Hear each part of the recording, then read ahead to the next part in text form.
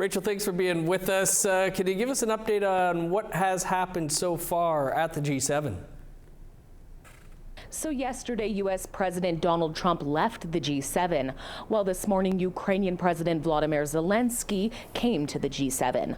Also arriving today was NATO's Secretary General. He spoke briefly today about the summit that NATO is having in the Netherlands next week. Earlier this afternoon, Prime Minister Mark Carney sat down with all nations in the G7, as well as the additionally invited nations, and spoke briefly about sustainable development, as well as Canada being a partner to everyone who is currently at the table. Any word on what people have been saying about the departure of Donald Trump last night? So last night, Donald Trump did leave, and it was reported that he left because of the conflict in the Middle East.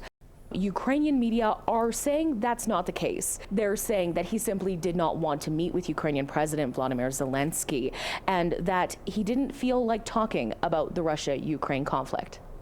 Have there been any word on discussions that could take place between Indigenous leaders and members of the G7?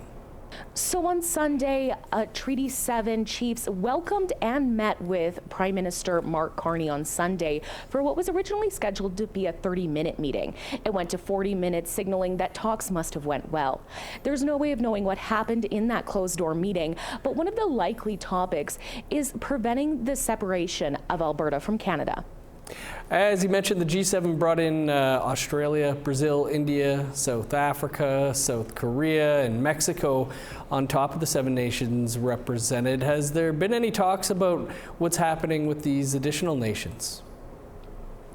I got to speak to members of the media from around the globe, and a lot of people are feeling that same level of frustration, calling for accountability from all governments, saying that these closed-door meetings simply shouldn't have happened that way, and that having this information accessible as it happens is key for transparency in government. Dennis? Rachel, we'll leave it there. Appreciate it. Thank you.